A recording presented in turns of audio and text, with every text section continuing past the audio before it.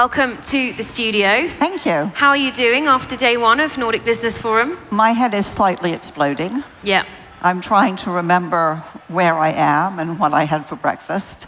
So much stuff whizzing around. It's been great. Yeah, lots for everyone to go home and think about. And you've actually recently joined the board at Nordic Business Forum as well, right? I am. I joined the board a couple of months ago, and so this is the first of their events that I've ever seen, which is great. I'm very, very, very impressed. Love the confidence of joining a board before joining the events. But let's talk a little bit about your work. So for anyone not familiar, you work a lot with the concept of willful blindness. Can you first just explain what that concept means to you? Yeah.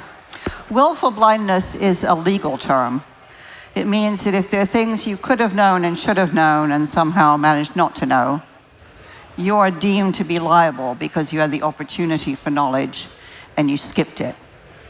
And I started thinking about it when I wrote 2 plays for the BBC about the collapse of Enron, where it came up in the trial of the chairman and CEO. And the more I thought about it, the more I thought, I see this all over the place. And every time we have another business failure, you know, whether it's Volkswagen emissions, or whether it's Boeing, or whether, you know, it's a bank, the narrative is always the same. First of all, nobody knew. Then it turns out, well, a couple of people knew. And then it turns out, you know what? Everybody knew. Everybody always knows. So the question my book set out to answer was, how does this happen? What's going on? And what could we do to prevent it? And very sadly, I've now rewritten the book twice because I keep getting so many new cases. Yeah. So I thought I'd bring a marvelous end to this pernicious phenomenon, but sadly it continues to this day. And why is that across such a wide range of industries, including, as you say, huge multi-million-dollar companies that should have those kind of frameworks in place? We're not talking about a startup that forgot to sign an agreement here. Some of it's lack of diversity, right? Everybody's thinking the same way. Some of it is what I think of as an excess of solidarity. You find this in a lot of nonprofits and in healthcare, which is the mission is so important, I don't want to deliver bad news. Some of it is something we call organizational silence, which shows if you ask executives, do they have issues and concerns at work that they don't voice, 85% of them say yes, which is a shocking number. So in other words, you've got an organization packed full of people who aren't actually telling you what's going on. Some of it is physical. People who, you know, who work too late, too long hours, who multitask, they can't actually think after a while. And so this is implicated in every industrial accident you can imagine. Some of it is obedience. I think doing a good job is doing what I'm told. Turning a blind Some eye. of it is conformity, which is I want to be like my pals. That's solidarity again. Some of it is incentives. You know, money definitely changes the way that people think. We like to think, well, maybe other people, not me. But it means you focus on the money and you may just kind of forget about things like safety or patient care. And I think it's hugely exacerbated, this phenomenon, by scale, by hierarchy, and by the complexity of the organizational structures we use now. So probably in the most horrible, tragic example recently in the UK, we had a terrible fire, the Grenfell fire disaster. Huge willful blindness because of outsourcing. I think it was more than 70 people. About 76 people died. Yeah. And the outsourcing really meant that actually nobody knew what was going on. And it was all to do with the cladding on the front of the building. Well, it was to do with cladding. It was to do with a lot of competitive companies trying to cut costs. It was to do with the sense that if we outsource everything, it'll be cheaper. But every time you outsource something, you lose expertise and you create more information gaps.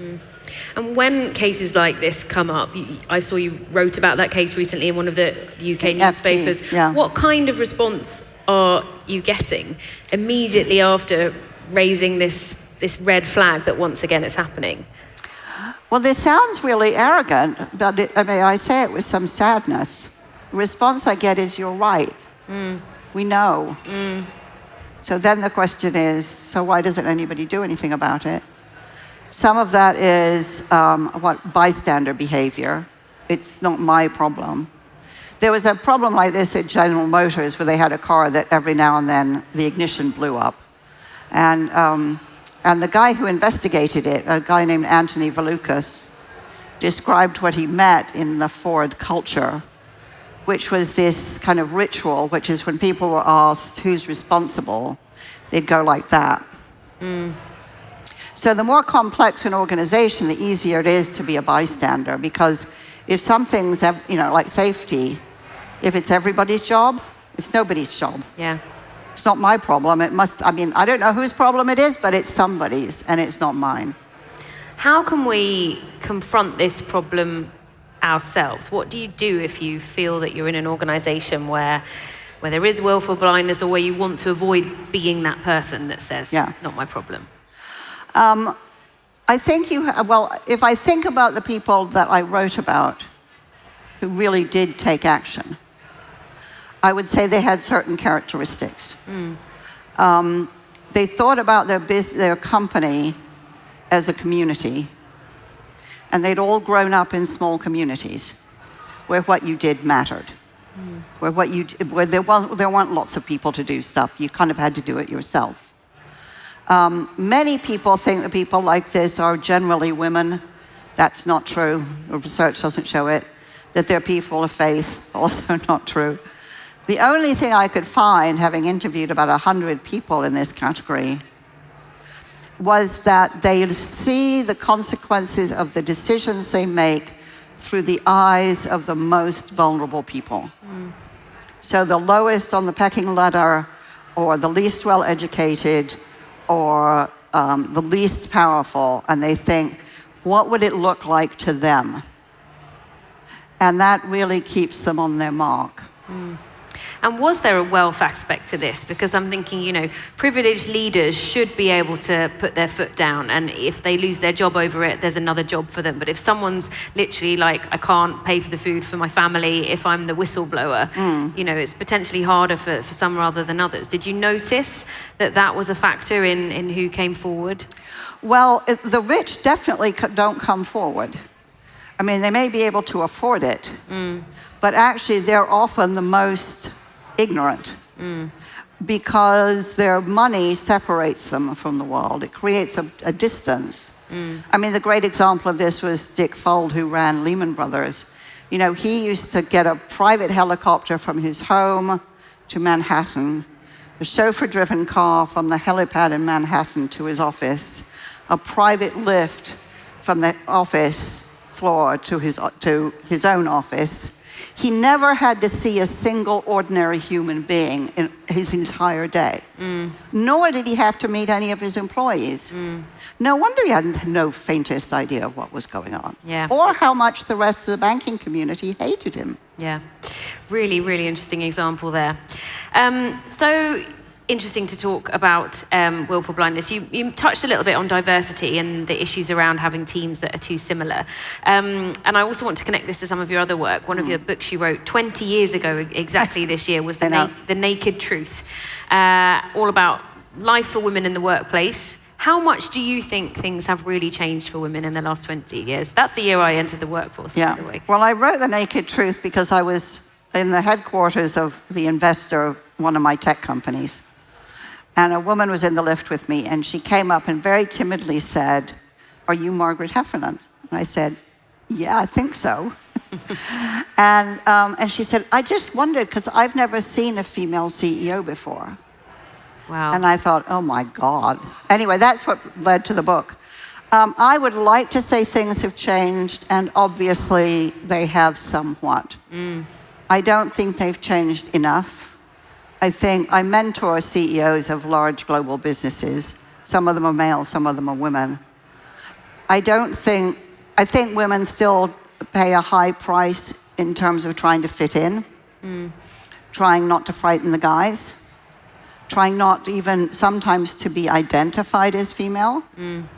I mean, the chairman of the investment firm that invested in my tech companies once said to me when he hadn't seen me for a couple of weeks, he said, "Oh, Margaret, have you been away? You know, have you been on holiday? Did you have a good time?" I said, "No, David, actually, I know you haven't noticed this, but I've had a baby."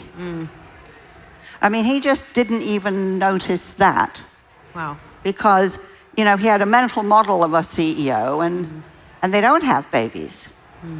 So I think the recurrence of Me Too episodes, one of which is just playing out in the UK at the moment. Yeah, and this is suggests we still have a lot of problems. Yeah, I mean, I reported on this a couple of years ago that Gen Z is the first generation to enter the workplace after Me Too. Yeah. So there's a different expectation of how Yes. it should be. Yeah.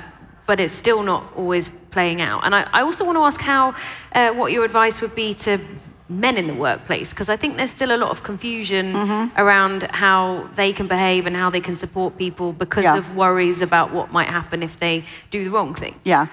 Well, they haven't been punished for doing too many of the right things, so I think it's a good direction to move into. Let's just put it that way. I think they have to be cautious if they're going to support women, a woman or women, to make sure of what the boundaries are.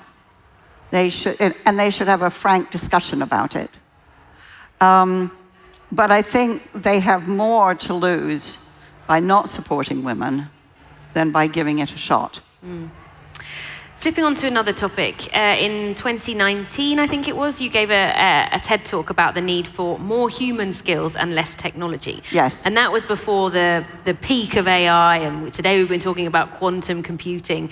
So I just wondered if that's something that you still stand by, and how, oh God, yes. how people can be more human more in than this ever. techie age. Well, I think there's something really important. I mean, I ran tech companies. I love technology. You know, I'm a bit of a nerd, proudly. But I think there's something we really have to understand about technology, which is when you outsource something to technology, you lose the ability yourself, right? People at Ford tell me they struggle to judge between suppliers of steering wheels because they don't make steering wheels themselves anymore, right? I don't know my kids' phone numbers. I've outsourced that to my phone. I'm quite happy with that.